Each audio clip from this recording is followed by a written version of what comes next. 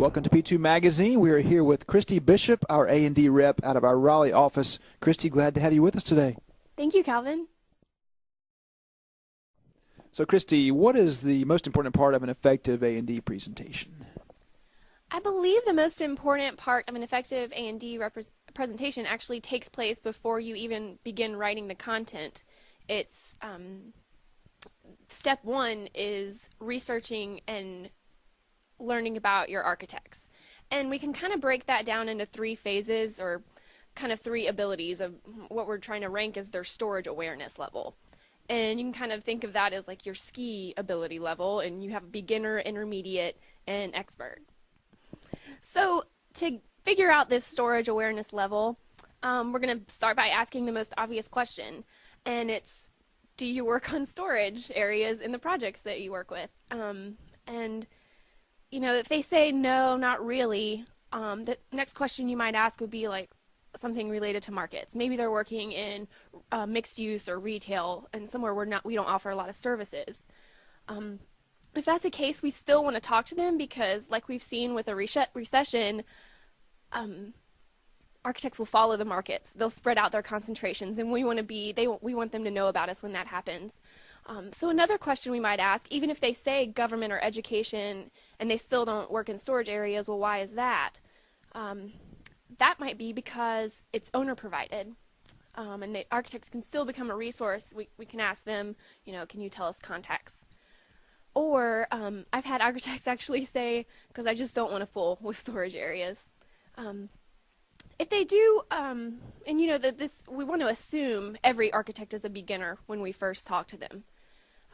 But if it's a person we've met before and we're kind of going to that next intermediate level, we want to start asking questions. Okay, again, the market question, hone in on their interests as in the field, but also maybe get a better understanding of how they're researching projects, what kind of surveys they're doing. A lot of times in this case, it might just be where the owner or the end user is saying, oh, I need this much square footage or this much cubic footage for storage. Well, we can kind of, in a presentation, explain to them there's much more in-depth ways to survey those types of areas.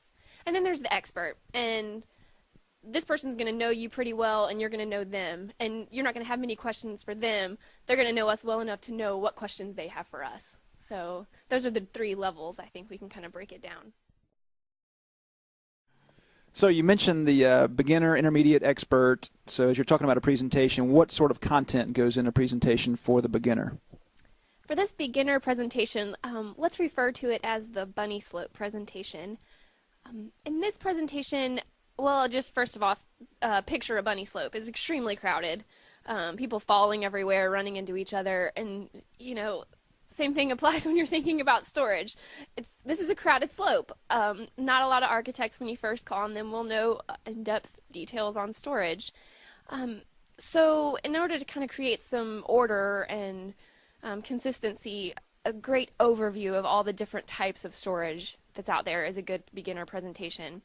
Other content, I'd say the main goal of the beginner presentation is to make them care. Like I said, some of those architects say they just don't want to fool with it. Some of them it's not in their scope, but it very well could be. I mean, for the most part, a lot of storage buildings have storage and they're just not thinking about it in enough detail. And so I love this storage presentation because that's a whole hour I get to make them care. I did a presentation one time for some college design students, and a boy raised his hand and said, does it bother you that nobody really cares about storage? And, you know, yes, a little bit, but it kind of hurt my feelings that that question came at the end of the presentation. Obviously, I didn't do a very good job of it, but there's always room for improvement. But I think that's the mentality you have in a lot of beginner presentations. So we kind of need to appeal to what architects are looking for. Appeal to their love of aesthetics. Do a lot of before and after scenarios where you show them what a building looks like before when they don't consider storage, and maybe after once the interior of a space when you do seriously consider a storage environment. And the other main appeal to an architect is they're trying to answer their owner's demands on keeping costs down. So showing these case studies and applications where we've been able to save people money is going to be going to win them over. And those cost versus capacity studies are good to reference in the beginner presentation.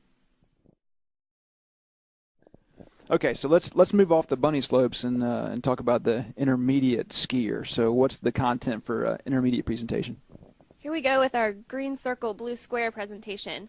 The main goal here is to provide useful information. Of course, honing in on more market examples that are particular to that particular firm, but also getting maybe into floor loading, a little more technical aspects.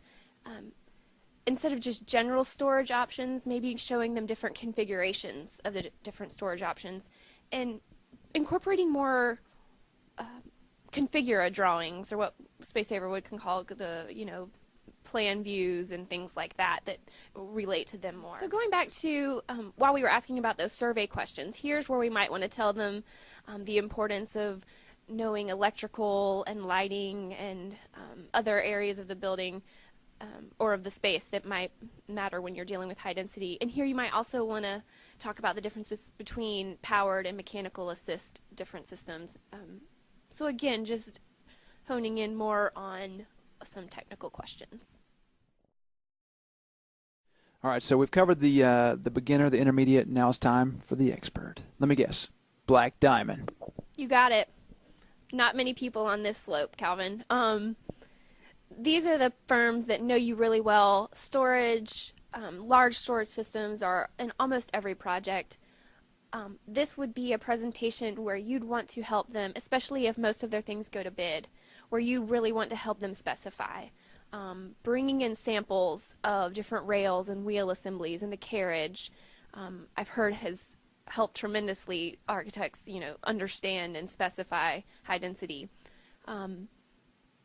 It's done so much, breaking down these different parts of the storage system and helping them understand has actually led to sometimes a diamond in the rough where we actually get to not bid it, but it becomes a proposal when they say, actually, we definitely want that center flange T-rail or something like that. So those kinds of presentations are rare, but can be really helpful when an architect is using you a lot. Okay. So we just talked about the different levels of your A&Ds, the beginner, intermediate, expert. Now the presentation itself. What's the content of the presentation? The content is pretty basic, and we're keeping it pretty simple. Just an introduction, a body, and a closing. The introduction can be the most powerful part. I like to kind of brand myself in the introduction. You can do this. We have a great marketing department at Patterson Pope, and we have great videos to show. And so we take like a laws of stuff where we say we've created 3 laws that stuff expands and stuff hides and stuff migrates, and get a lot of chuckles from the group, kind of having them warm up to you with some funny videos, or a P-tube video that we've created as kind of like mini commercials of our products. So just a way to make them laugh and kind of loosen up before you begin. Of course, starting out with an evolution of your company and why you're standing in front of them, and then kind of going over your objectives like you would any presentation. The body, we talked about the goals of the presentations. So just breaking down those goals, deciding what you want to include in the order you want to include the information. And then in the closing, just rebrand yourself. I usually end it with a video and to say to check out more, visit our website. So, and then of course, I think the question and answer period is always most important. I like to keep it very casual. Especially if it's an AIA presentation, during the presentation it can be very stuffy, no pun intended, but I like to keep it informal and offer people to ask questions throughout the presentation. So we talked about the content. How about the form that your presentations can take? Well, there's some presentation tools that we have access to as A&D reps. So one of those, the best one, is AIA presentation. A lot of times an architecture firm will not let you in without an AIA presentation. But you can still break down those presentations based on the beginner, intermediate, and Black Diamond that we talked about. the only rule with AIA is that you can't say the manufacturer's name. And I'm not saying that you should change the AIA, but you can go into any amount of detail you want as long as you abide by that one rule. And then if you're creating your own presentation, which is ideal, of course you can do a regular lateral presentation on PowerPoint. But hopefully everyone is discovering this new some new online presentation tools like Prezi, and that's just, you go online and create your own presentation, and it's an infinite piece of white space that you get to work with, and it doesn't have to be a lateral slide to slide. You can move back and forth, and I found it to be very helpful. Thanks, Christy. This has been great. So just kind of summing it up, what would you see as the key to an effective presentation? Like we started out saying, the key to an effective presentation comes before you write it. When you're out there, maybe working on projects or riding around with salespeople, getting ideas, finding real solutions that you want to share with architects, and maybe getting a little passionate about it, and that passion is going to come through in your presentation, and your architects are going to take you seriously and remember you. And I think when they remember you, you've met your goal. So, thank you.